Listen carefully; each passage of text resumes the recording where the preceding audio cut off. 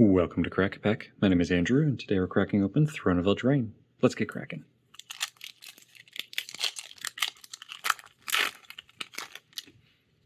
Our first card today is a food token, followed by Swamp Farland.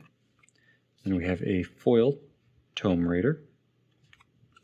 Next we have Stolen by the Fae, which for X blue is a sorcery that reads, return target creature with converted mana cost of X to its owner's hand. You create X 1/1 blue fairy creature tokens with flying. Alright, so a targeted bounce that'll net you a lot of extra fairy tokens with flying. That's okay.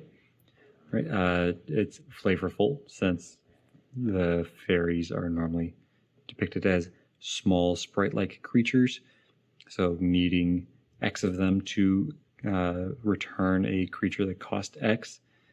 It's flavorful. Is it going to be useful? I mean, maybe. Sure, it's some temporary targeted removal, right? It's going to, you have to pay however much that creature cost +2 to get it out of the way for a little while. It's not a great rate, right? There's other ways to bounce creatures back, but this does get you a bunch of 1/1 flyers. So that, I guess it about balances out. It just doesn't feel as good to me. That said, I'm sure it could have a home somewhere. At the very least, if you are just looking for big X spells to cast. But I just don't see this being incredibly useful. If you've used Stolen by the Fae, let me know in the comments below. Did it feel good? Did it have a good payoff? Or did it kind of whiff? Did it feel a little hollow getting, like 3 1/1s for 5 mana? Next we have Marleaf Pixie, Belle of the Ball, Inquisitive Puppet, Redcap Raiders, Foreboding Fruit, Insatiable Appetite, Crashing Drawbridge, 7 Dwarves, Garenbrig Carver, Scalding Cauldron, Runaway Together, and Beloved Princess to round out the pack. Now for today's Pack 1, Pick 1.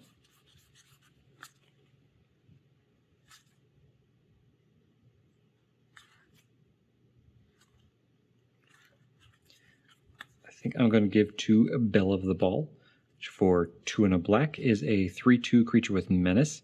Reads whenever Belle of the Ball attacks, other knights you can control get +1/+0 until end of turn. So this obviously is going to be screaming knights. But I really like this as a knight creature that just has menace, so it's going to be a little bit harder to block. Right? You need 2 creatures to block it. And, at 3 mana for a 3/2, it's going to be hard to get rid of. If you get this on curve, if you get this turn 3, your opponent might not have 2 creatures that's willing to get rid of to, block this. Even if you get it a little late, you can just use this to give your other knights a little bit extra power and let this hold back. And this just kind of helps all your knights hit a little bit harder. It helps them all connect.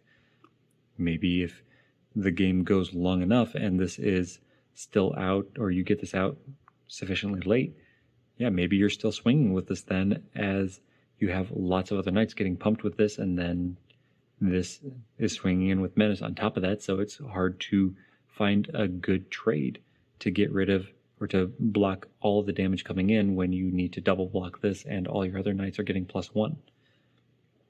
So that is what I would pick for pick 1. There are other good cards in this pack though, so if you have a different pick 1 than me, let me know in the comments below. But that's all for today, so thanks for cracking along with me. Be sure to check back tomorrow to crack open another pack.